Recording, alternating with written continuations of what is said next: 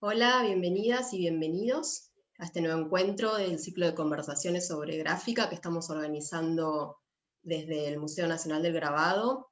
Mi nombre es Cristina Blanco, actualmente estoy a cargo del museo, institución que depende de la Dirección Nacional de Museos del Ministerio de Cultura de la Nación. Bueno, en esta nueva etapa del museo decidimos abrir un espacio de pensamiento, cruce de experiencias, bueno, con el objetivo de reactivar y construir nuevos lazos con la comunidad cultural en general y con la escena de la gráfica contemporánea en particular. También revisar desde nuevas perspectivas la historia de esta disciplina, colaborar en el proceso de construcción de nuevas narrativas que den cuenta de un campo más amplio y diverso como el de la gráfica. Y bueno, para eso invitamos a reconocidos investigadores, artistas y gestores, para que puedan presentar sus puntos de vista y líneas de investigación sobre diferentes temáticas en torno a la imagen impresa. Y hoy, por suerte, contamos con dos investigadoras, Lucía Laumann y Eva Farhi. Las invito a sumarse. A ver, Lucía y Eva, ¿están conectadas? Hola, ¿qué tal? Hola, ¿qué tal? Buenas tardes. ¿Cómo andan? Muchas gracias por estar hoy acá, participando de esta conversación que titulamos Aproximaciones a la colección, artistas mujeres en la historia del grabado. Bueno, contamos con dos investigadoras que vienen trabajando temáticas afines, así que hoy vamos a hacer un recorrido por algunas trayectorias artísticas en particular, de algunas artistas mujeres que dedicaron gran parte de su obra a la producción gráfica. Bueno, antes de comenzar con las presentaciones, las voy a presentar a ustedes. Lucía Laumann es doctoranda en Historia y maestranda en Historia del Arte Argentino y Latinoamericano por IDAES UNSAM, becaria doctoral por la Agencia Nacional de Promoción Científica y Tecnológica, SIAP-UNSAM, investiga sobre producción gráfica y trayectorias de grabadoras argentinas en el siglo XX, ha participado de proyectos de investigación sobre educación artística, crítica e historiografía, así como de proyectos de catalogación y procesamiento de fondos documentales. Actualmente integra el grupo de estudio de arte, género y diversidades en el SIAP, es egresada de la Universidad Nacional de Córdoba. Y Eva Farhi es licenciada en Artes por la UBA, se formó en grabado con Osvaldo Jalil, fue directora del Boletín de Silón Argentina, Sociedad de Grabadores, se desempeña como especialista en artes visuales del Ministerio de Relaciones Exteriores, obtuvo la beca Investiga Cultura en 2019, otorgada por el Ministerio de Cultura de la Nación, en ese entonces Secretaría de Cultura. Fue curadora de la muestra Espejos y Reflejos, la imagen del sujeto contemporáneo en el grabado argentino, grabados ex libris e ilustraciones, entre otras exposiciones, y ha participado como artista gráfica también en salones nacionales e internacionales. Obtuvo el primer premio Torre de Nancel en Cataluña en el 2015. Bueno, después de estas presentaciones un poco formales, me gustaría que bueno, nos cuenten cuál va a ser el enfoque de sus presentaciones, y después le vamos a dar la palabra a Lucía para que arranque. Bueno, a mí me interesaría presentar hoy en el marco de mis investigaciones de posgrado. Me interesa estudiar la participación de mujeres grabadoras en el panorama artístico local de mediados del siglo XX. En el marco de esas investigaciones quisiera presentar las trayectorias de Moncalvo y de Aida Carballo. Perfecto. Y Eva, bien, te vas a centrar en la investigación que hiciste para el proyecto de Investiga Cultura. Exactamente, sí. La investigación se centró en la relación texto-imagen, en cuestiones que tienen que ver sobre concepciones sobre el trabajo de ilustración y particularmente la relación del grabado y la poesía en las décadas del 60 y 70, el recorte de lo que posee en su colección el Museo Nacional del Grabado. Dentro de este marco, y acorde a la temática propuesta de esta charla, lo que voy a hacer es hacer un muy breve recorrido por las mujeres que hallé dentro de este recorte. O sea, es un recorte dentro del recorte, eso, y luego me voy a centrar en el análisis de un caso concreto, que es una carpeta realizada en conjunto entre la artista grabadora gráfica Mabel Rubli y el poeta Marco Silver. Bueno, buenísimo. Vamos a entonces a empezar con Lucía, y después, bueno, vamos a dejar un espacio también hacia el final para el intercambio entre nosotras y con los y las participantes, así que los que quieran ir dejando sus comentarios y sus preguntas en el chat de Facebook, por supuesto que vamos a estar atentos. Bueno, Lucía, te escuchamos. Bueno, buenas tardes a todos. Nuevamente voy a compartir pantalla para mostrarles algunas imágenes.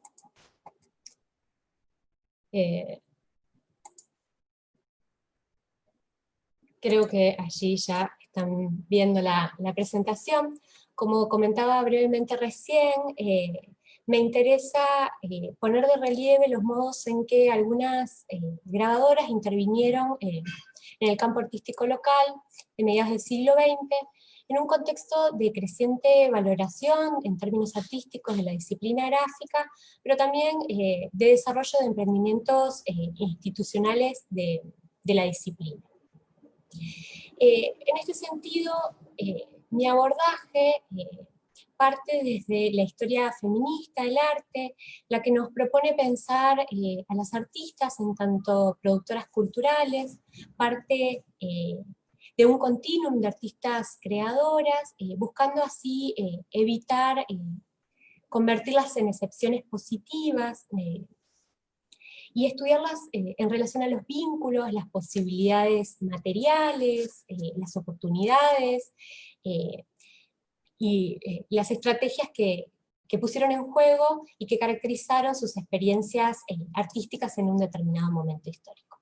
Por eso que hoy voy a presentar a Aida Carballo y Ana María Moncalvo, grabadoras que tienen un recorrido similar, pero que en muchos puntos son divergentes. Y en este sentido, quisiera proponerles que hagamos primero un recorrido un poco más histórico hasta llegar a las condiciones de posibilidad para que estas grabadoras se desarrollaran. Quizás muchos de quienes están hoy aquí recuerdan estos fascículos que tuvieron una amplia circulación, que fueron editados en 1983 por el CEAL, y donde en el proyecto de difundir la obra de 14 grabadores incluyeron 4 fascículos dedicados a la actuación de 4 mujeres: Aida Carballo, Mabel Rubli, Liliana Porter y Delia Cugat. 4 grabadoras porteñas, pero que a su vez habían producido en mayor medida en la segunda mitad del siglo XX. Y en este sentido, si bien estos fascículos tuvieron una gran importancia en términos de difusión de obra y de trayectorias, con textos críticos sumamente importantes para pensar estas trayectorias, la representación de las grabadoras parecía ser menor, ¿no? Si nos guiáramos por esta representación y por también otras representaciones en otros relatos críticos, historiográficos sobre el grabado, parecería o daría la impresión que existieron pocas mujeres que se dedicaron a la gráfica durante todo el siglo. Sin embargo, si revisamos catálogos de exhibiciones, de salones y la prensa del periodo, descubrimos felizmente que esto no ha sido así. Sin embargo, poco también sabemos de estas mujeres que aparecen en la prensa y en los catálogos de los salones.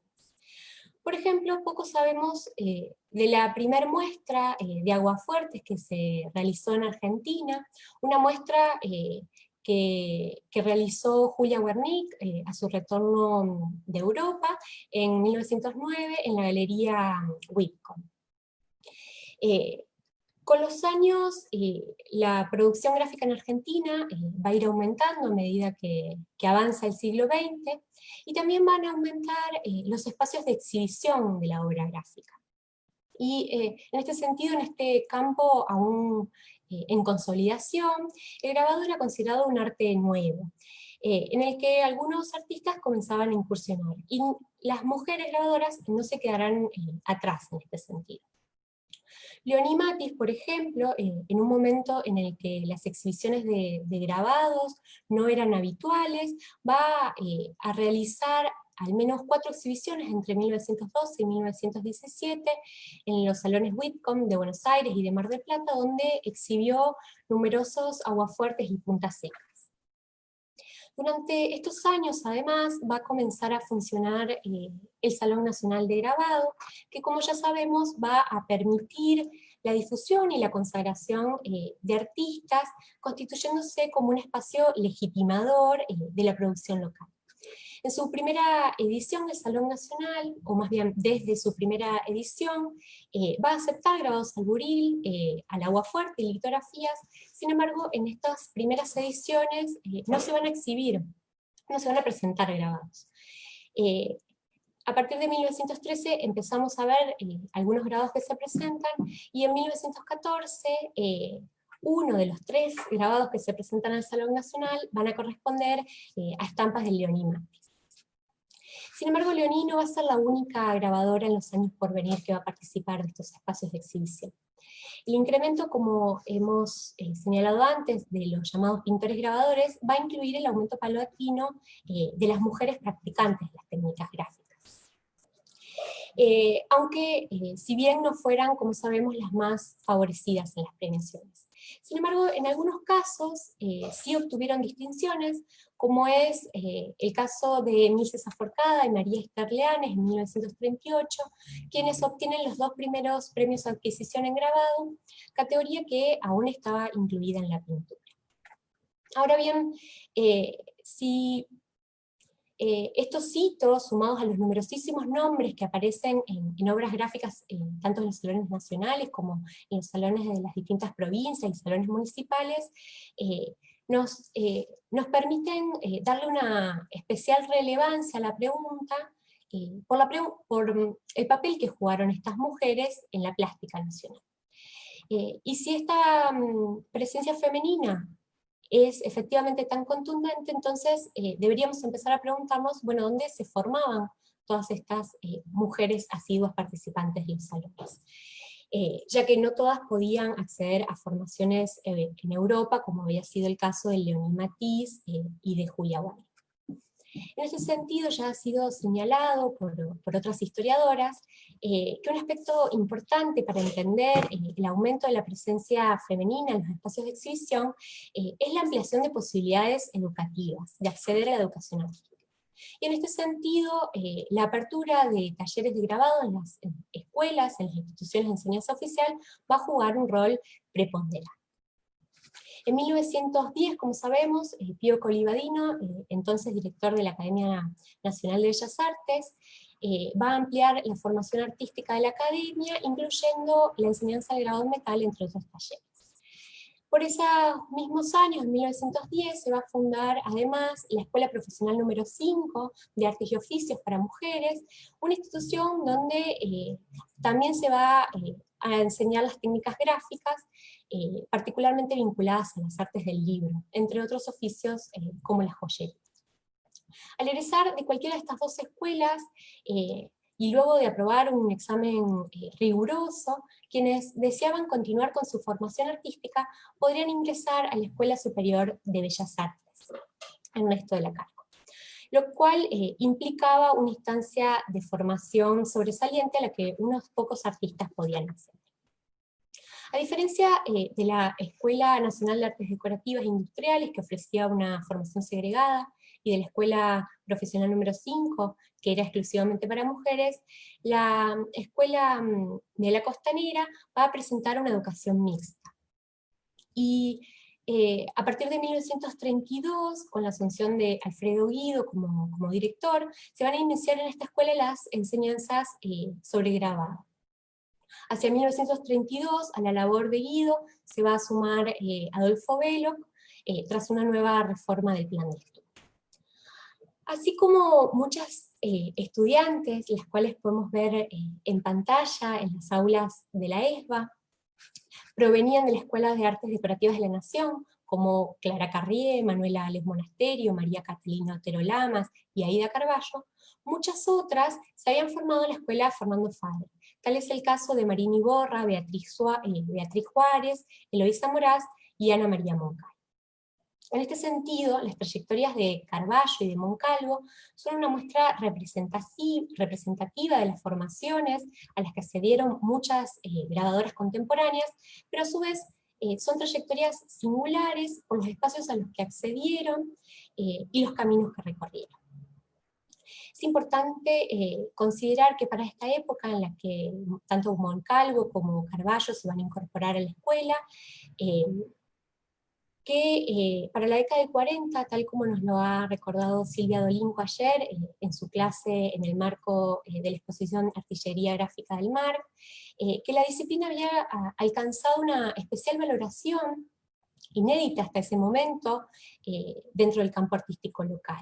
Y esto se evidenciaba no solo en que el grabado había adquirido autonomía dentro del Salón Nacional, sino también en la cantidad de galerías que exhibían estampas, aunque mayoritariamente estampas europeas, pero también a partir de los diversos proyectos curatoriales y editoriales que recopilaron y visibilizaron y otorgaron circulación a estampas de artistas locales. Pasaré entonces a presentar especialmente a Moncalvo y a Carballo, presentaciones que debo advertir, no pretenden abarcar todos los proyectos que asumieron en vida las grabadoras, ni tampoco todas las obras que realizaron ni toda su vida, sino presentar algunos hitos en sus trayectorias que considero pueden ser interesantes para repensar sus intervenciones en la escena artística local. Ana María Moncalvo fue una grabadora nacida en Buenos Aires a principios de la década de 1920, que ya a los 13 años ingresa a la Escuela Profesional número 5, como hemos señalado.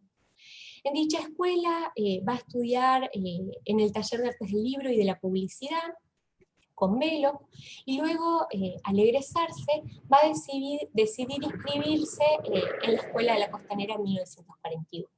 Donde va a continuar estudiando en el taller de grabado y se egresará en 1945. Si bien su actuación es más reconocida dentro de la gráfica, es importante señalar que al egresarse de grabado, Moncalvo continúa asistiendo a la escuela, participando de los talleres de decoración, entre el 45 y el 48.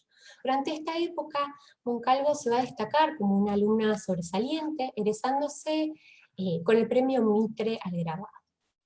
Durante estos años de estudios, además, Moncalvo va a comenzar a participar activamente en los salones de la Sociedad de Acuarelistas y Pastelistas, de los salones nacionales, de los salones provinciales y municipales, como los de Santa Fe, Bahía Blanca, Mar del Plata, Tandil, entre tantos otros.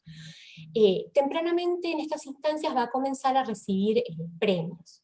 En la pantalla podemos observar algunos de estos premios.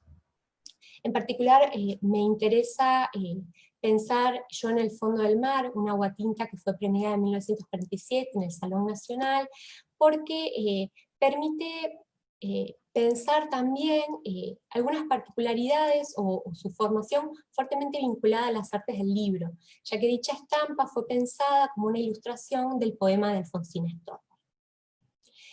Esta misma estampa, junto a otros dos aguafuertes, conformaron un tríptico que en 1951 va a ser premiado por la Academia Nacional de Bellas Artes con el premio Enrique Prix. Ese mismo año, en 1951, el salón, o más bien las disciplinas de dibujo y de grabado se van a escindir del Salón Nacional, conformando el primer Salón Nacional de Dibujo y Grabado, una autonomía que venía a jerarquizar de alguna manera la disciplina. En este primer salón, el Gran Premio Presidente de la Nación va a ser otorgado a Moncalvo, con la obra que vemos allí en pantalla, Los Cuatro Jinetes del Apocalipsis. Becada en 1954 para estudiar los tipos y costumbres del norte argentino, una cierta parte de su producción da cuenta de estos viajes y de estas exploraciones. Sin embargo, como podrán advertir, observando en la pantalla, la producción gráfica de Moncalvo fue realmente variada. Durante los 50, las propuestas de arte abstracto, como sabrán, adquieren protagonismo en la escena artística local. En esta época surgen los primeros grabados que daban cuenta, he avanzado sin querer, daban cuenta del proceso de autonomización de la estampa respecto de las funciones ilustrativas. Beatriz Juárez, por ejemplo, con quien Moncalvo mantuvo una estrecha relación, ya que se habían conocido en la escuela, presentará en 1956 la primera estampa abstracta en el Salón Nacional. Moncalvo durante estos años también va a comenzar a grabar composiciones que ensayaban superposiciones de líneas y de planos, desligándose así de la función ilustrativa. Durante estos años estaba obteniendo un creciente reconocimiento dentro del panorama cultural argentino, Hayter y su Atelier 17, representando toda una línea de experimentación gráfica internacional que se alejaba también de la función ilustrativa, al producir grabados que reflexionaban más sobre sus propios recursos. Así como sus estampas, las estampas de Hayter, fueron exhibidas en Buenos Aires, durante este periodo la visita a su taller fue algo frecuente para aquellos artistas, grabadores que tenían la posibilidad de viajar. En efecto, Fernando López Anaya, Beatriz Juárez y Ana María Moncalvo van a viajar a París en 1955, ocasión en que la prensa señala que visitaron el taller de Hayter. Moncalvo en particular va a volver a asistir a este taller como estudiante entre 1966 y 1967. Y si bien la serie Abstracción de Moncalvo está compuesta por solo 8 piezas, sí fue una producción con la que obtuvo muchos reconocimientos. De hecho, el MoMA posee en su acervo el ejemplar número 2 de Abstracción, una estampa con la que Moncalvo además había obtenido un gran premio internacional en Suiza. En la década del 60, Moncalvo va a comenzar a realizar otro tipo de producción, donde va a recuperar estas experiencias técnicas y gráficas, pero ahora nuevamente al servicio de la figuración.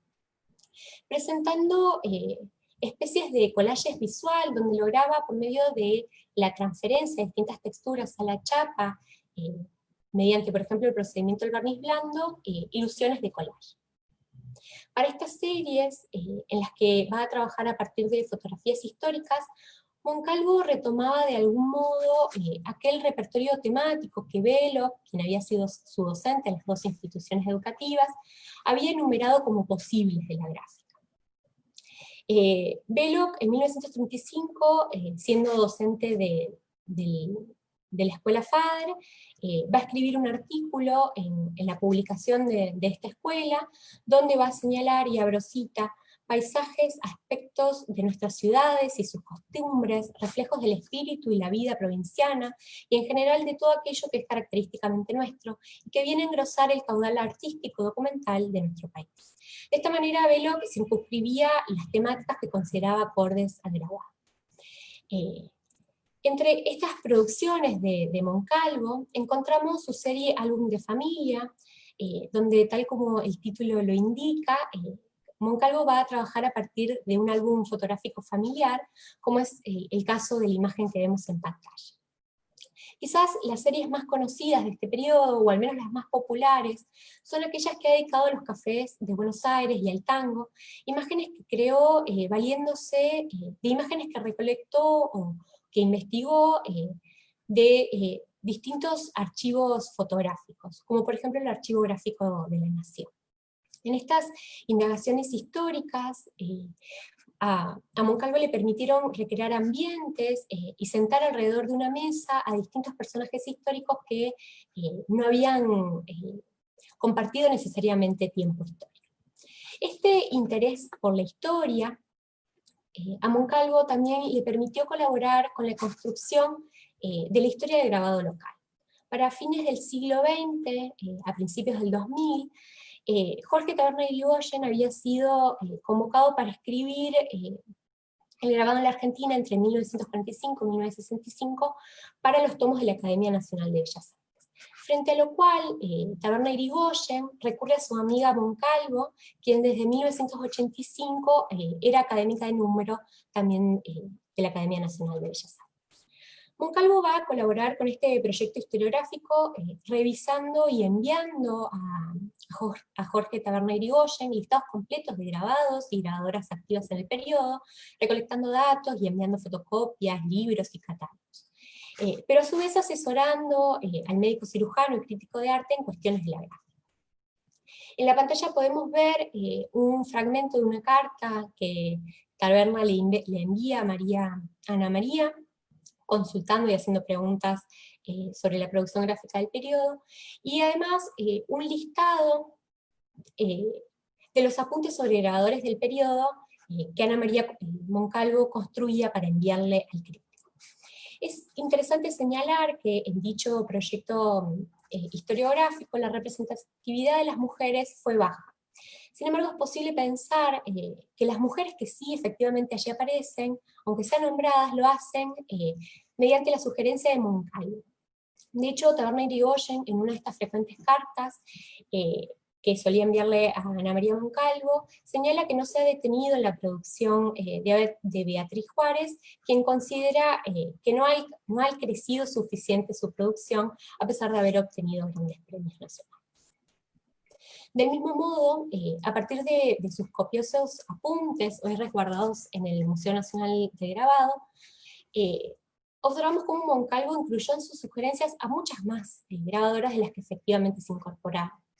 Entre ellas Nelida de Michelis, Marini Borra, Manuela Ales Morasteño, María Rochi, Eleisa Moraz, entre muchas otras, quienes en su mayoría habían pasado por las aulas de la Escuela de la Costanera. Moncalvo en particular recibirá en este texto una particular atención. Taberna Irigoyen le dedicará una página y media, reproducirá 2 de sus estampas, un espacio considerablemente mayor al que se le otorgó a sus colegas mujeres. Sin embargo, al hacerlo, el autor la presentaría como discípula de López Anaya, palabras que han sido largamente reproducidas a pesar de su ficción. Y en este sentido es interesante considerar que López Anaya, si bien era arquitecto al momento de incorporarse al taller de grabado como estudiante, se va a egresar solo un año antes que Moncalvo, con lo cual fueron compañeros y no docente y alumno. De esta manera, Taberna Irigoyen va a contribuir a reforzar la legitimidad de la producción de Moncalvo a través de su inscripción en lo que Mira Ayor nos ha señalado como el linaje paterno. Entre otras de las seleccionadas por Taberna Irigoyen, también se encontraba Aida Carballo, quien había nacido en 1916 en Buenos Aires en el seno de una familia socialista.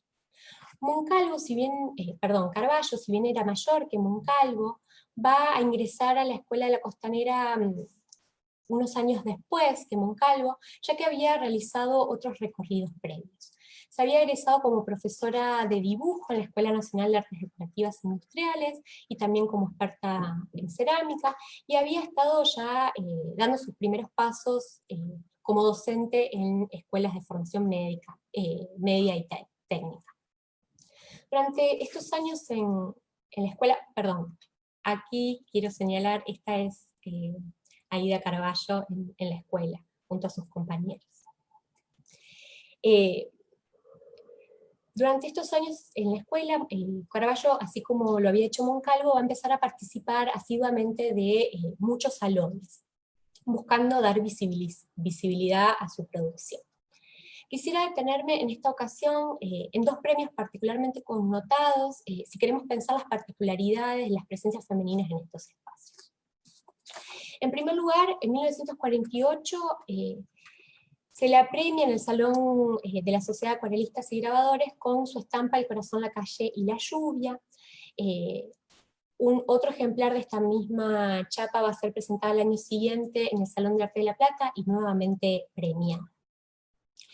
El aguafuerte, que posiblemente haya sido producido en los talleres de la ESBA, debido a la coincidencia temporal, pero también a los requerimientos espaciales y de herramientas propias del grabado del metal, como la necesidad de una prensa de tórculo, el manejo de ácidos, y la necesidad de contar con un espacio ventilado, entre otros cuidados que estoy segura que muchos de los que nos están escuchando conocen. A su vez, la estampa daba cuenta de 3 elementos básicos de composición que se proponían desde el taller de grabado de la ESPA: paisajes, figuras y animales. Y a su vez, por supuesto, también daba cuenta de este repertorio señalado o sugerido por. Esta imagen había sido vehiculizada a través de una técnica gráfica que, en palabras de Raquel Edelman, por estos años, continúa siendo el procedimiento preferido por nuestros grabadores. Entonces, vemos cómo Carballo comienza a participar asiduamente de estos salones. En 1951 organiza lo que va a ser su primer muestra individual en la Galería Müller, y por estos años va a desarrollar un trabajo como ceramista que le va a dar un ingreso económico complementario. Sin embargo, con el fallecimiento de su padre en 1952 y sus posteriores internaciones en los centros de salud, su actuación se va a ver disminuida para ser retomada en el segundo lustro de la década del 50. Ya formando parte del claustro docente de las Escuelas Nacionales de Bellas Artes, Prilidiano Pueyrredón y Manuel Belgrano, y trabajando intensamente en las cátedras de grabado, dibujo, entre otras, Carballo se va a presentar en 1960 con la estampa La Ciudadana que vemos allí al Salón Municipal de Artes Plásticas Manuel Belgrano, donde va a obtener el segundo premio. También se va a presentar otros salones donde sus obras van a ser premiadas. Obras como Pasar Mágico, Pasar con Pelos, Departamento F, estampas que quizás algunos de ustedes ya conocen. Participar de los salones no solamente era importante por la visibilidad que le daba la obra y el reconocimiento de pares y críticos de arte, sino también por las posibilidades económicas que ofrecía. Y si bien el grabado en tanto disciplina ofrecía premios cuantiosamente más magros que las otras disciplinas como la pintura y la escultura, en particular el Salón Nacional ofrecía además la posibilidad de obtener la pensión vitalicia a quienes obtuvieran el gran premio. En la categoría grabado, este gran premio no se otorgó hasta 1951, cuando el Salón de la categoría de grabado se extiende del Salón Nacional, ocasión en la que hemos visto el premio se le otorga a Moncada.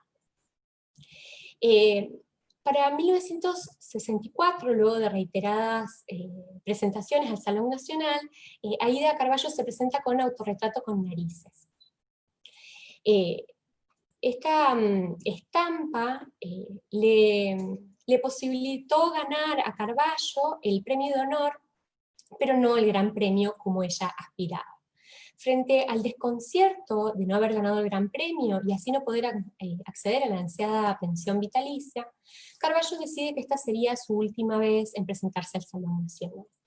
En esta circunstancia, Carballo señalaba, y abro cita y les leo la frase que allí vemos en pantalla: al Salón Nacional vos mandás hasta que te das cuenta que sos manoseado. Vos ya tenés algún premio, la gente te apoya y tus obras se cotizan. Pero aparece un Juan Nadie y la trenza de turno te deja de lado. Te basurean, entonces no mandás más. De esta manera, Carballo refería a la premiación de Armando Jorge Díaz Arduino, quien en la votación de los jurados había comenzado teniendo un único voto, pero finalmente la votación se revierte y gana el premio.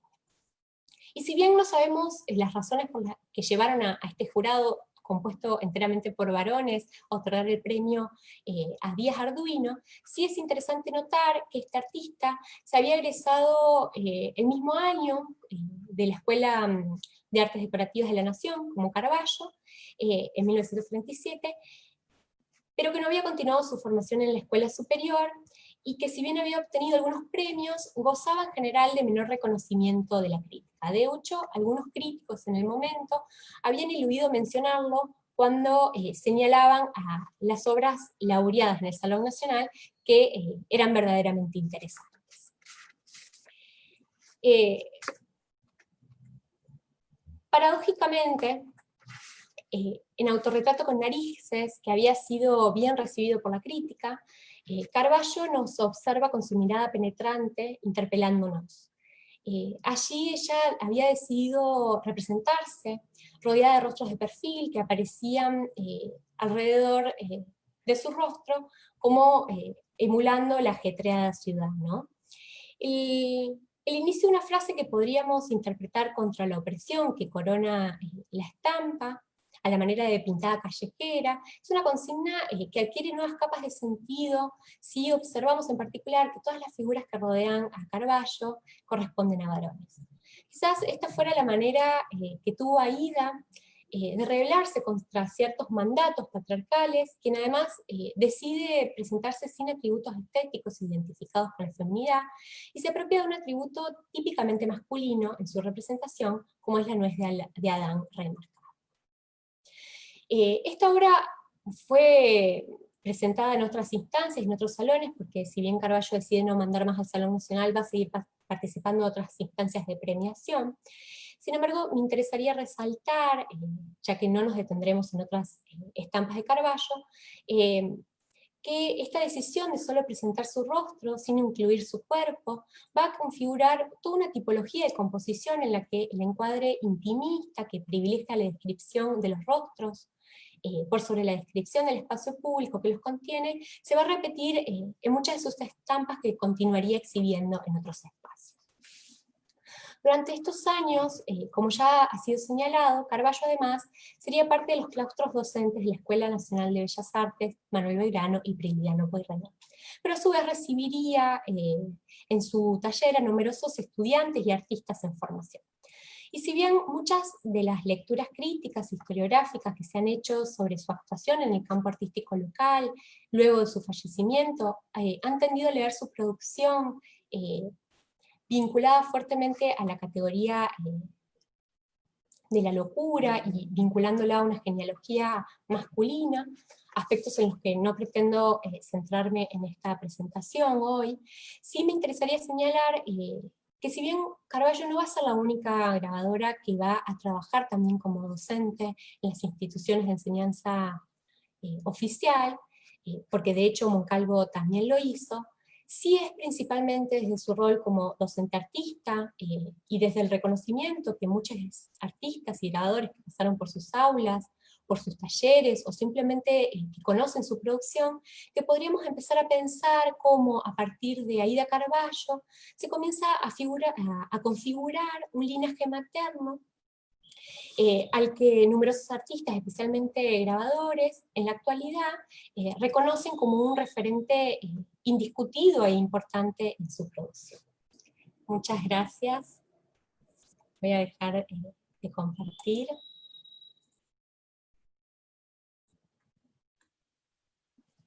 Bueno, ahí volvimos. Gracias, Lucía, impecable. Gracias. Ahora vamos a... No, por favor. Después, bueno, por ahí retomamos algunas cuestiones en particular de las presentaciones de cada una para cruzarlas y ponerlas en común. Ahora vamos a escuchar a Eva, así que te dejamos, Eva, para que nos presentes este tema de investigación, este recorte de tu tema de investigación centrado en Mabel Rugli. Perfecto, muchísimas gracias. A ver, esperen que un momento, Hay unas cuestiones técnicas que quisiera...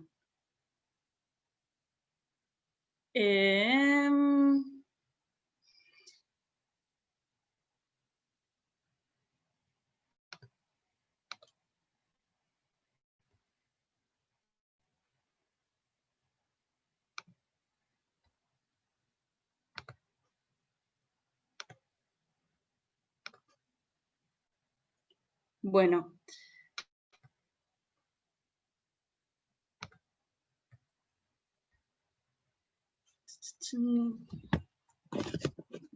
Aquí estoy.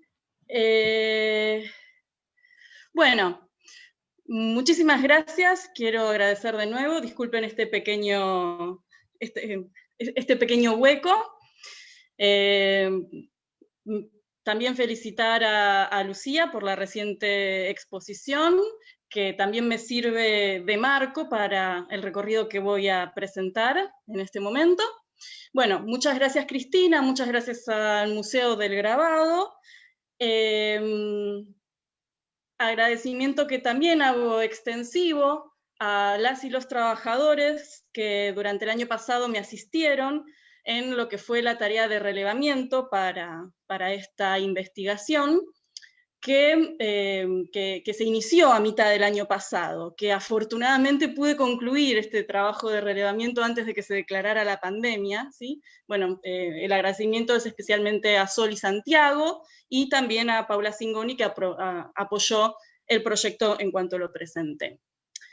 Bien, me centré, como les había comentado, en todo lo que eran las ediciones y publicaciones de grabado y poesía, de grabado original y poesía, en la década del 60 y 70, que guarda la colección del Museo del Grabado.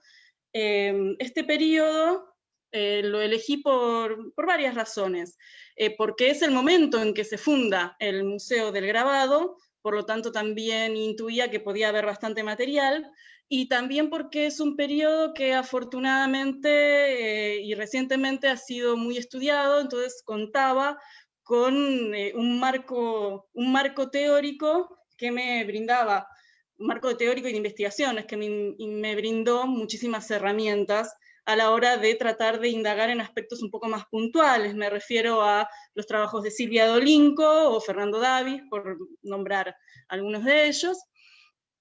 Entonces, bueno, lo que a mí me interesaba era observar, si bien Dolinco, y que acaba de también comentar Lucía, este es un momento en que se asiste a el proceso de autonomización, perdón, de la estampa del grabado respecto del libro, dado que los 60 también es un momento en que los artistas están bregando por la internacionalización de la obra, por la modernización de sus lenguajes, y en este sentido el grabado apegado a la figuración, la imagen narrativa, el libro, era interpretado en ese momento como demasiado arraigado al pasado. A mí me interesa no generar polos, sino ver cómo todas estas cuestiones están interrelacionadas.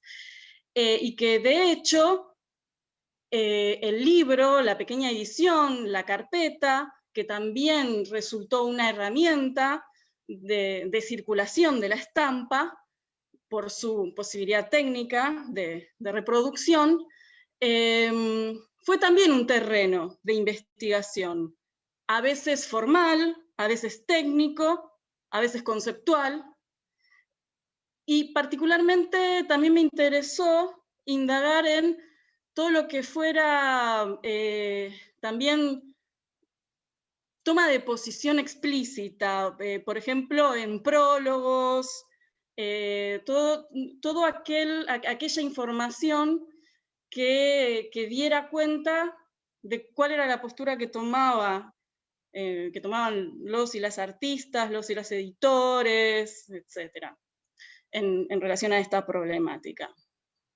Bueno,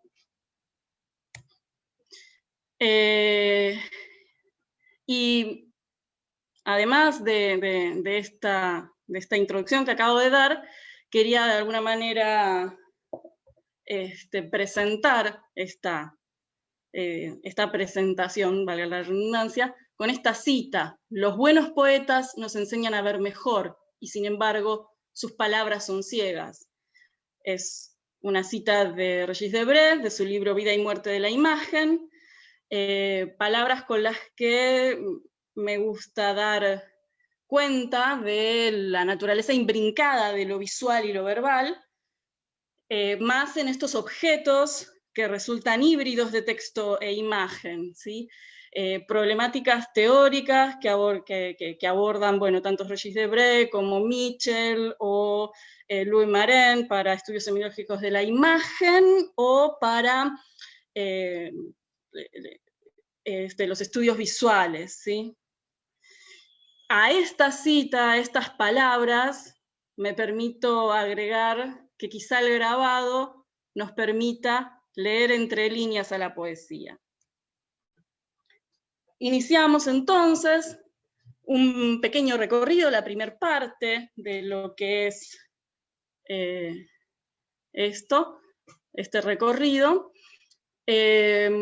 a partir de los libros, carpetas, plaquetas que se hallan en el Museo del Grabado, donde aparecen grabadoras mujeres. Este primer grupo, no solo estas artistas mujeres aparecen como únicas ilustradoras, sino también ilustrando sus propios textos, o sea, presentando como un perfil doble de artistas y escritoras. Ofelia Freire de Dios, Hilda Sánchez y Natalia Cohen fueron escritoras. Natalia Cohen particularmente una muy destacada, que bueno, se formó en la Facultad de Filosofía y Letras, fue profesora de literatura, escribió varios libros, y se formó justamente en grabado y pintura con Aida Carballo, ¿sí? Hay una muy breve nota, muy breve artículo en la página del Museo del Grabado que comenta un poquito más sobre esta carpeta, ¿sí? Cabe señalar que de un conjunto inicial de aproximadamente 100 objetos entre carpetas, libros, plaquetas, donde en mi primer relevamiento yo incluí cuento y narrativa, luego fui más puntual a la cuestión de la poesía. Las artistas mujeres representadas que encontré fueron solo 12. Esto no significa que la proporción se aplique a todo lo editado en nuestro país, pero este fue el porcentaje, la representación de artistas mujeres que encontré. Ahora vamos a ver otras artistas mujeres, en este caso su imagen asociada en ediciones en conjunto con varios poetas. Por lo tanto, la imagen no está relacionada específicamente a alguno de los textos literarios.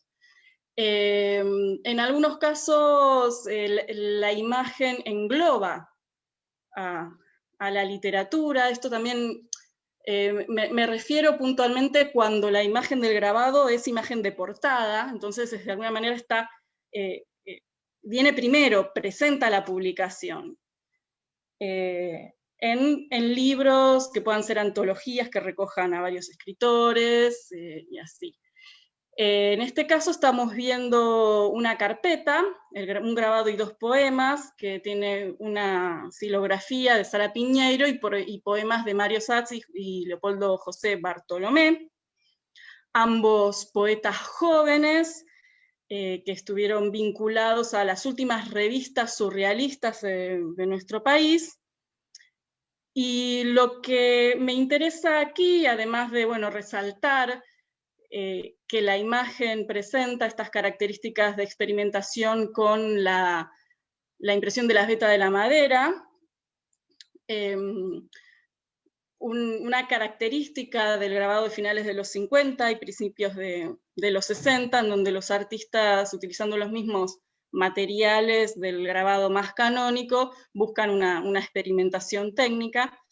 Me interesa que la carpeta presenta un solo grabado, pero sin embargo, quizá a modo de viñeta, en continuidad con el grabado principal, aparecen estas texturas, estas formas irregulares, xilográficas, también planteando un juego con la diagramación y el texto. Se puede ver ahí. Generando una unidad de imagen en todo el objeto, en toda la carpeta.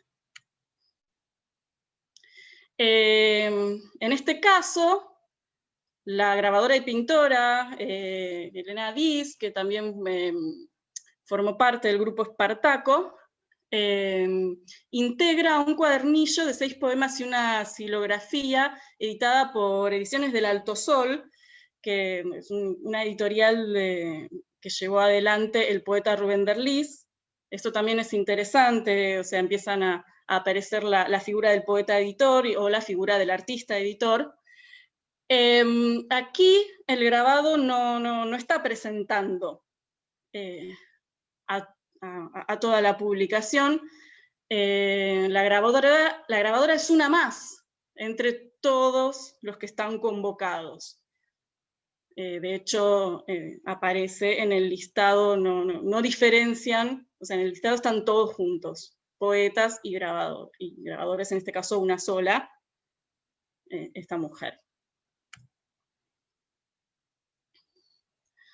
Dora del Pino parece asociada a la editorial Colombo, a la imprenta editorial Colombo, esta tradicional imprenta que, que inicia sus actividades hacia finales del siglo XIX, y que en distintos momentos históricos también signó el canon estético de lo que son las ediciones más de lujo, las ediciones para bibliofilia. El Museo del Grabado posee 2 libros editados por Colombo de esta época, en donde aparecen sus grabados, sus silografías en las portadas, pero hay más libros editados por Colombo. Basta investigar un poquito por las librerías de libros antiguos o primeras ediciones, y vamos a ver más presencia en estos libros de Dora del Pino. Bien, aquí vemos los casos en donde una obra literaria aparece ilustrada por varios artistas. Aquí lo que me interesaba en estos casos era ver cuál era la representación de mujeres, ¿sí? Para este libro, ¿sí? El vendedor de furia, de Miguel Ángel Viola, en total aparecen 7 grabados, de los cuales 4 son de mujeres. Una de ellas, Alda Armani, en lo que es la tapa del libro. Luego vemos de nuevo a Sara Piñeiro, Juana Eras Velasco, que esto es interesante, esta artista escultora, o sea, verla en silografía, y Angélica Moreno Kirman. De nuevo una carpeta con varios grabadores, en este caso un encargo de Federal Mogul para Albino Fernández. Albino Fernández en sus proyectos editoriales, La Barca Gráfica, The Way, Albino y Asociados, trabajó con los artistas de mayor renombre, trayectoria de este momento. Las mujeres que preferentemente aparecían en estas selecciones eran o Aida Carballo o Mabel Rubli. Y aquí vemos, en Argentina, en el decir de sus payadores, una estampa de Aida Carballo. Lo que me interesa a mí destacar, esto es una problemática que en realidad me topé en el transcurso de la investigación. O sea, la pregunta acerca de la visibilización o la representación de las artistas mujeres no había sido un interés primario, primero, en cuando formulé el proyecto de investigación. Fue algo que se presentó, como muchas veces sucede cuando uno está investigando, que se topa, que se encuentra con las problemáticas. Y en relación a todo lo que planteaba mi predecesora, Lucía, de también preguntarse dónde ir a buscar a las mujeres artistas que han sido invisibilizadas por los relatos de la historia del arte, de las instituciones, en este contexto actual que estamos revisando todo esto a la luz también de las teorías feministas. De golpe me encontré con que no solo se las puede buscar en los catálogos, no solo se las puede buscar en la nómina de las exposiciones de los salones, también se las puede buscar justamente en las ediciones, en los libros, plaquetas, y así. Otra tarea también es, bueno, la memoria colectiva, la historia oral. Bueno, ahora esto como un marco para adentrarme en un ejemplo concreto, en un ejemplo puntual, que a mí me interesó mucho, que también presenta ciertas problemáticas que encontré en otros casos. Es, bueno, la carpeta Las Palomas, con grabados de Mabel Rubli y Marco Silver, editado por Montanari en el 66. Aquí vemos, bueno, la portada, la imagen de una de las páginas con el texto, y uno de los grabados de Mabel Rubli. Esta carpeta fue presentada en el Club de la Estampa, debió haber sido, supongo yo, una de las primeras actividades del Club de la Estampa, porque fue ese año, si bien había habido reuniones a finales del 65, fue ese año que empezó su funcionamiento, fue presentado allí. Para ese entonces, Mabel Rubli era una joven grabadora, ya con trayectoria, venía de haber ganado el premio BRAC, que le permitió la beca en París, en el taller de Heiter. Entonces, digamos que es un momento muy importante para prestar atención en su desarrollo profesional, ¿sí? Lo que me interesó en el colofón de esta carpeta, el colofón, que es donde normalmente ponen exclusivamente, se consignan exclusivamente los datos técnicos, o sea, la cantidad de ejemplares, el tipo de papel, el tipo de tipografía utilizada. Precede en todos estos datos técnicos un texto que explicita el sentido de la carpeta, el sentido del título y así. Lo leo. Esta obra es el resultado de una larga inquietud y un gran desvelo, del coraje que da la certidumbre de saber que el amor es el cimiento donde alzará su libertad el mundo que anhelamos. Elegimos el vuelo de las palomas, el del blanco contra la noche, el de la esperanza contra el desaliento. Bueno, sigue los datos técnicos, se han tirado tantos ejemplares. Y está firmado en pie de igualdad por la artista, el poeta y los editores.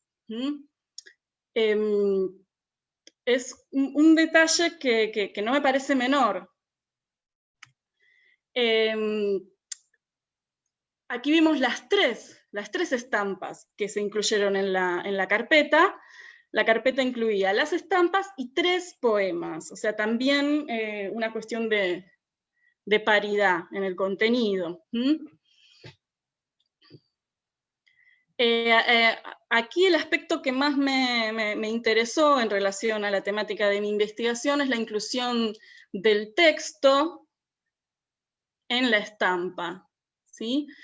Este texto, que es cita de los primeros versos de los poemas de Marco Silver,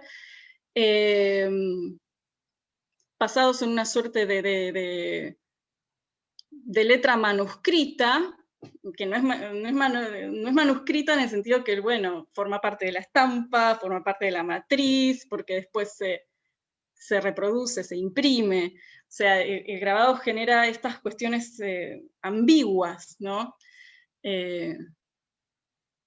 La reproducción de la letra manuscrita. La letra manuscrita que también nos lleva a pensar en el gesto de la autora, en este caso, o sea, está el autor, que es el poeta, y la cita, pero la letra es la de la artista gráfica, la de Rubli. Una suerte de línea pulsional. Este aspecto me interesó mucho. Y bueno, luego mostrarles que la técnica es aguafuerte, pero impresa en relieve. Esto, si bien no me estoy centrando en los aspectos técnicos, me parecía importante mostrarlo porque he encontrado a estas aguafuertes descriptas erróneamente con la técnica. Está en relación con los desarrollos experimentales gráficos de su formación con Heiter, ¿sí? Ha utilizado una placa muy gruesa de metal y largos tiempos de ácido, buscando también texturas y también para poder imprimirlos al modo de la xilografía, como un grabado en relieve. Esta carpeta está muy documentada. pude, bueno, visitarla a Mabel Rubli. Ella tiene su archivo personal con todos los recortes de prensa de sus actividades. Y bueno, me interesa porque también es una fuente para poder pensar de qué manera los posibles lectores, espectadores, consumidores de estos objetos recibían, tenían conocimiento, ¿no? Cómo era presentado. Y teniendo en cuenta que la prensa, los medios gráficos, tuvieron su rol en la difusión y en este acrecentamiento del consumo cultural de la clase media, ¿no? Lo interesante es que estas notas, si bien uno solo de los poemas hace referencia explícita a las palomas de Pablo Picasso, en estas notas periodísticas se presenta la carpeta toda en su conjunto como un homenaje a Picasso, si bien no está explícito en el colofón que les mostré antes, y uno solo de los poemas lo nombra.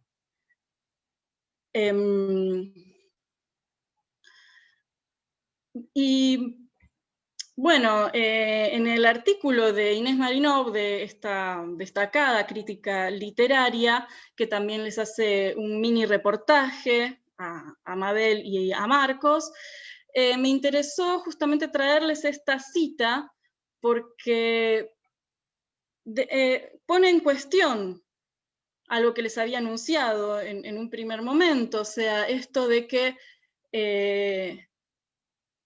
hay un debate, hay una discusión sobre cuál es,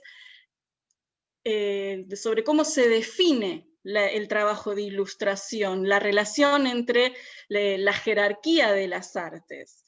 Muchos grabadores, de hecho, no llaman a su tarea en relación al libro ilustración, sino interpretación plástica.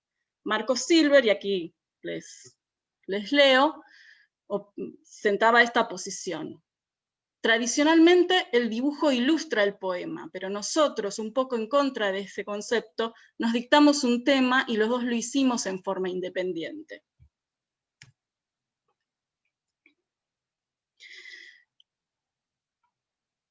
Aquí me interesa compartirles un concepto que utilicé mucho para analizar varios ejemplos del corpus de mi investigación, que es el concepto de éfrasis, que tradicionalmente se define como una representación verbal de una representación visual. Es un concepto que viene de la antigüedad clásica, que generó también un género poético de poemas que se escriben a partir de imágenes, a partir de obras de arte, por lo general en ausencia de esa imagen. Lo interesante es cuando estos textos no se ciñen a la literalidad, sino que generan una relación metafórica entre el texto y la imagen, o sea, generan nuevos sentidos de ese encuentro. Entonces, el texto que puse aquí en pantalla es justamente el poema de Silver sobre Picasso. Lo leo. Pablo puso los ojos sobre el mundo y las manos cerca del fuego, los ojos sobre las manos del mundo y el corazón cerca del fuego, y las manos sobre el corazón del mundo y los ojos cerca del fuego. Después hizo una paloma con un laurel, la paloma de Pablo, y la puso en las manos de los hombres.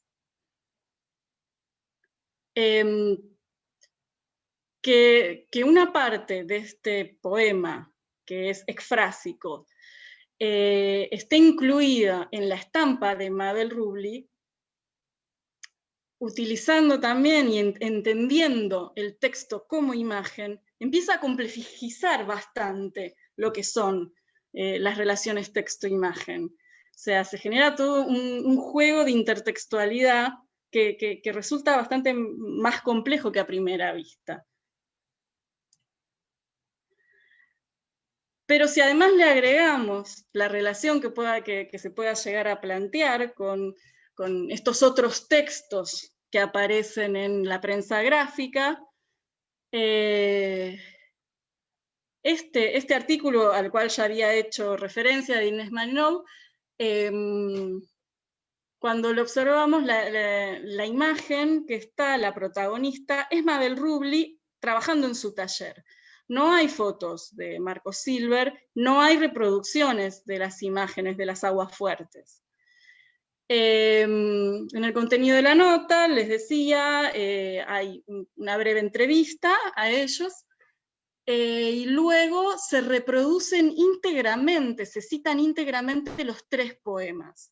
A continuación de cada uno de los poemas de Silver, Malinov hace un comentario sobre la estampa que acompaña, que no aparece en imagen. Y este comentario es una éfrasis también.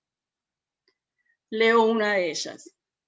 Ahora la paloma de Mabel Rubli sostiene como una responsabilidad el peso de las palabras. ¿Qué será del cielo y de la tierra, de la gente y la esperanza? Su cuerpo parece colmado de sensibilidad y su ojo se fija en algún punto.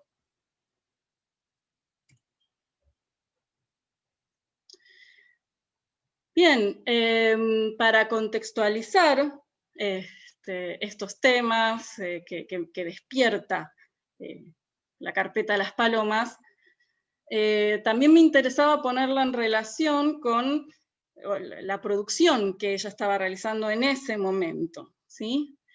El año anterior ella había realizado una serie de aguafuertes, el mismo procedimiento técnico, esta cuestión de la impresión en relieve, de las técnicas calcográficas, una serie basada en las odas elementales de Pablo Neruda, y la estampa correspondiente a la Oda al Hombre Sencillo presenta una propuesta discursiva muy similar a la que vimos en Las Palomas. La diferencia aquí es que en lugar de una letra minúscula está todo en mayúscula, y pensaba, mientras también veía y escuchaba la presentación de Lucía, que a mí esta letra me remite mucho a lo que son las pintadas callejeras, los grafitis, cuando Lucía se refería a la obra de Aida Carballo, ¿sí?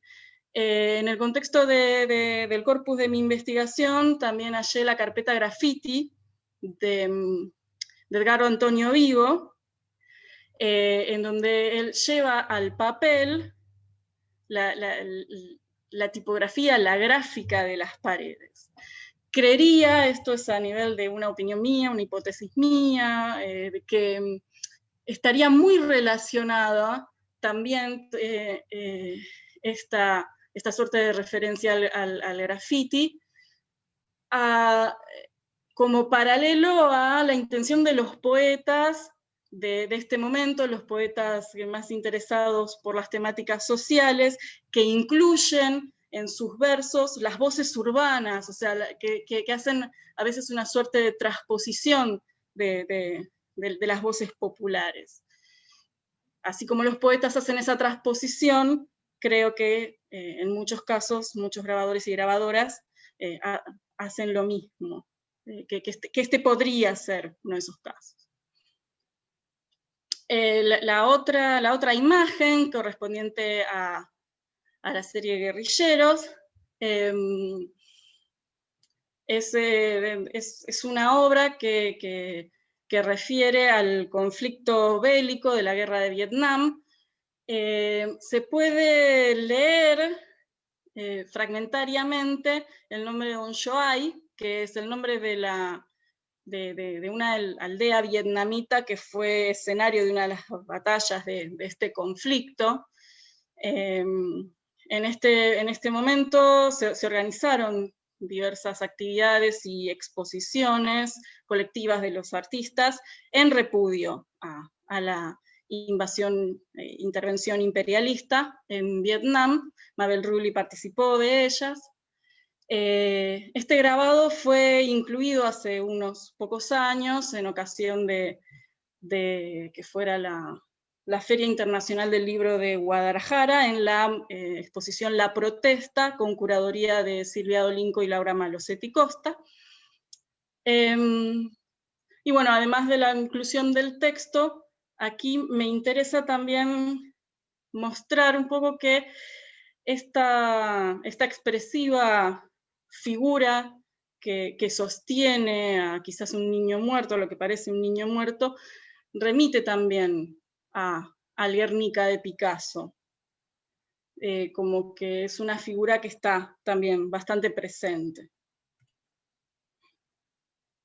No quería finalizar esta presentación sin mostrar brevemente también una producción xilográfica asociada a los libros, particularmente a los libros que editó Albino Fernández, en los que participó Mabel Rubli. Me interesaba esto de mostrar un conjunto de obras en xilografía que son contemporáneas a un momento en donde ella ya estaba hacía rato explorando el fotograbado con la serie Babel, estaba con sus series de Aguafuertes, de La Pesadilla, o sea, como que hay una suerte de ida y vuelta de la figuración, de ida y vuelta, como que es un artista muy, muy versátil, que va de la tradición a la experimentación, ¿sí? Pero así como presentaba también esas xilografías figurativas en la misma época para el mismo proyecto editorial, esto es para este libro del crítico Rafael Esquirru, crítico y poeta, realiza estas ilustraciones en conjunto con Albino, en una propuesta más abstracta. Y finalmente, estas dos obras son más a modo de ejemplo, o sea, podría haber seleccionado muchas otras. Es para señalar un poco la continuidad de la preocupación de la ligazón que tiene Mabel Rubli, que ha tenido Mabel Rubli a lo largo de toda su trayectoria, con la literatura y con la escritura. O sea, por un lado, un libro de artista, un retrato para Silvia Plath, es más bien un libro objeto, que es una figura de un nido con una visión repetida y fragmentaria de la imagen de esta poetisa norteamericana que se suicida. Y luego, como ejemplo de también la presencia de la escritura manuscrita, que ya repetida, yuxtapuesta, que ya no es legible, también está presente en muchísimas de sus obras. En una entrevista que le realizamos junto con Ana Alonso para Silón Argentina, Mabel Rubli nos decía lo siguiente: yo siempre fui bastante lectora y creo que mi unión con la palabra escrita tiene que ver con los libros que yo leía.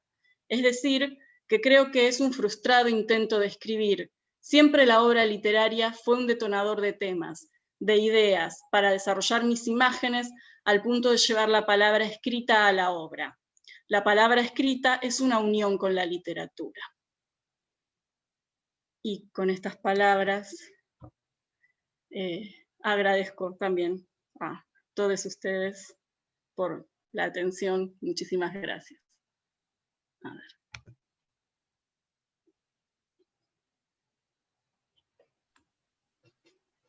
Bueno, gracias Eva, también a vos por tu presentación.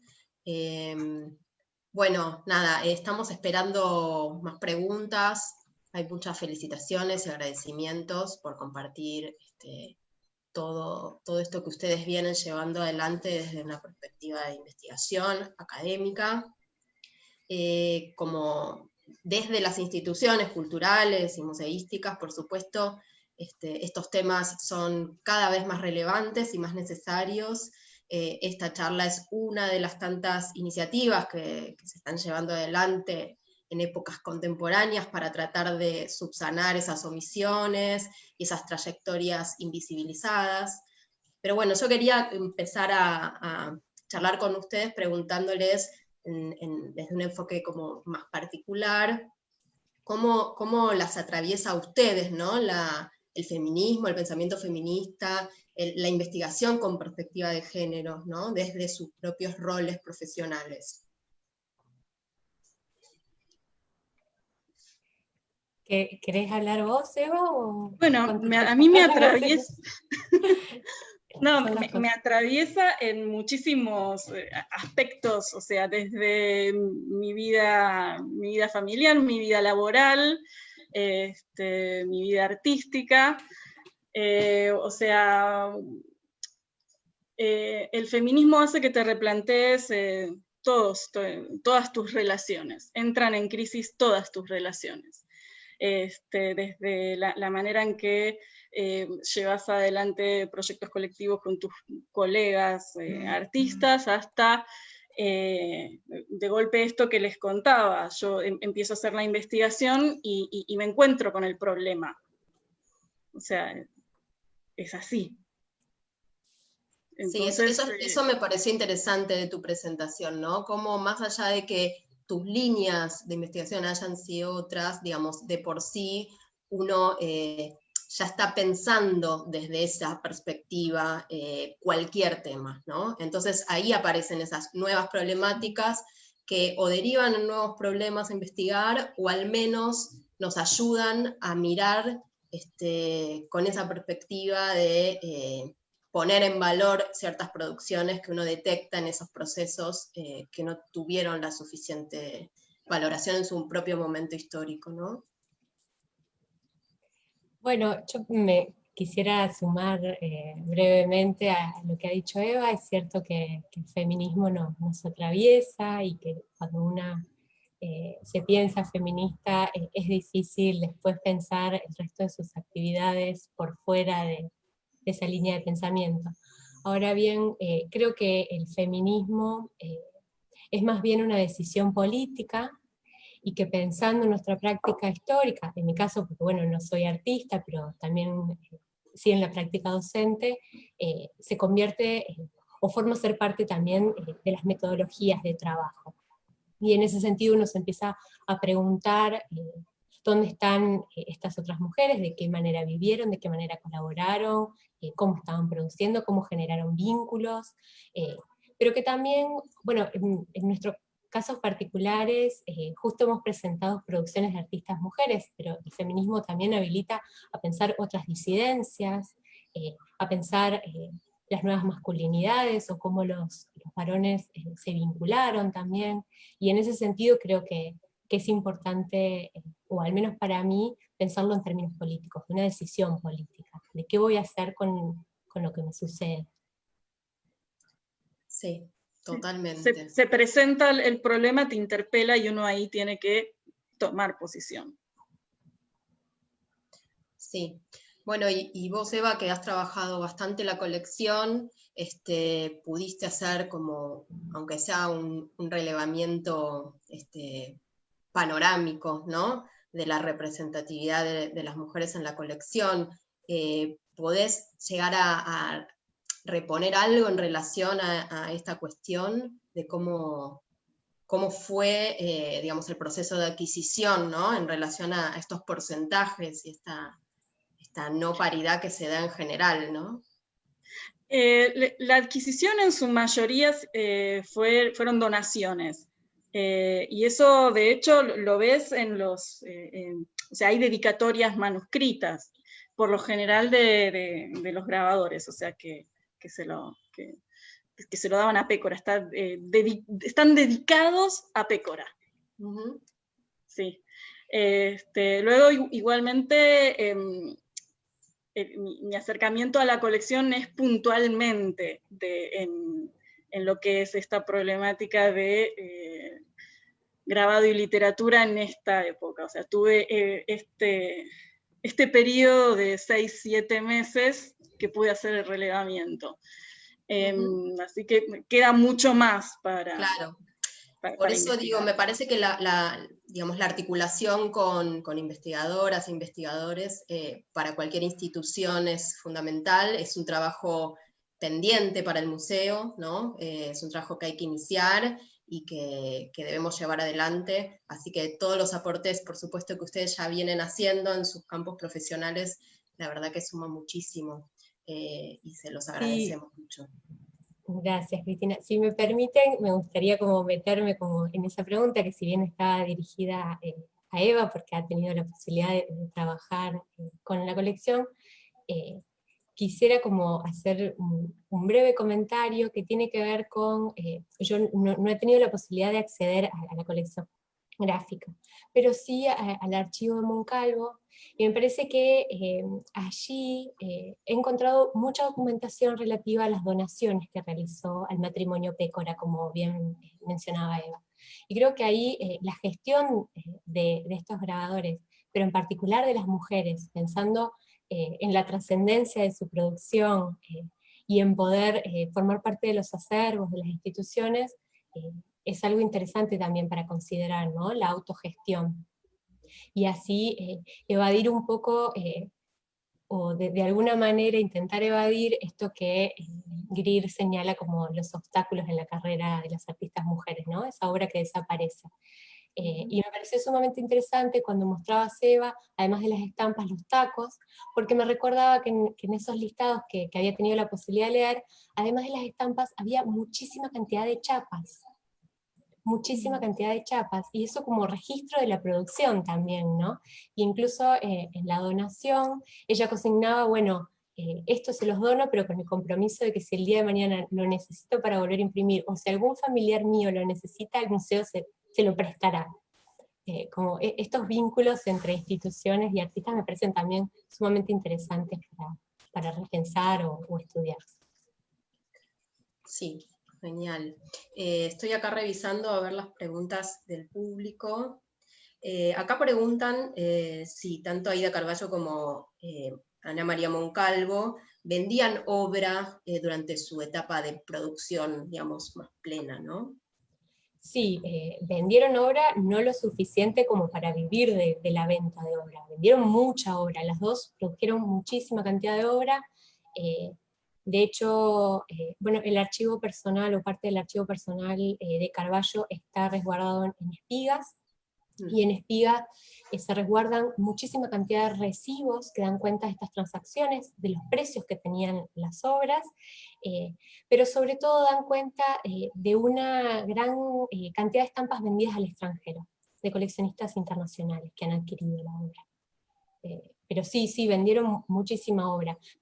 Lo que pasa es que también lo que hay que considerar es que pocas artistas, o pocos grabadores en realidad lograron vivir de su producción, ¿no? Y eso es algo que aún hoy sigue sucediendo. De hecho, Silvia Dolin, con el caso de Mabel Rubli, ha señalado que ha sido como una de las primeras trayectorias artísticas que ha logrado no vivir de la docencia, y vivir efectivamente de la venta de su obra, y de los premios que ganó en salones. Por eso es tan interesante pensar también los accesos a las premiaciones, además de la disparidad de precios que podríamos encontrar entre las disciplinas gráficas y de pintura y de escultura. Bien. También me preguntaba en relación a la figura del artista editor, ¿no? En relación sobre todo con tu presentación, Eva. ¿Existieron artistas editoras?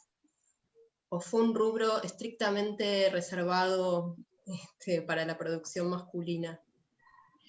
En realidad, o sea, hubo dos figuras en nuestro medio predominantes, que bueno, son Edgardo Antonio Vigo y Albino Fernández. El punto es que quizá están, pero no aparece, o sea, lo que es la autogestión en la edición, no aparece del todo bien claro, porque todas estas pequeñas imprentas que editaron carpetas y así, posiblemente eran encargos de las y los artistas. También, o sea, proyectos muchas veces tienen que ver con compartir con los poetas, en el caso de esta investigación, de compartir como un mismo círculo social o intelectual, compartir, o sea, tener una relación de amistad, como puede ser la de Rubli con Silver, y decidir hacer un proyecto en común. Entonces eso es una autoedición. Lo que pasa es que no lo podés sacar muchas veces del contexto que aparece en el objeto mismo, o sea, uno tiene que encontrar más información cotejando otros archivos. Entiendo, perfecto. Bueno, les agradezco mucho. Ya las tuve un tiempo bastante extenso en esta conversación. La verdad es que ambas presentaciones fueron aportes muy interesantes y desde el Museo Nacional del Grabado, por supuesto, se agradece muchísimo y seguiremos trabajando juntas, ojalá, en nuevos proyectos. Agradecemos también mucho a todas y todos los que participaron y estuvieron ahí atentos. Aprovecho para contarles que el jueves que viene las vamos a tener a Silvia Dolinco y Claudia del Río, hablando de grabado gráfica, derivas y expansiones de la imagen impresa, así que por favor acompáñennos porque va a ser una conversación seguramente más que interesante. Bueno, muchas gracias y nos vemos la próxima. Gracias Eva, gracias Lucía, muchísimas gracias. Gracias a vos. Gracias por convocar y por la invitación. Un placer.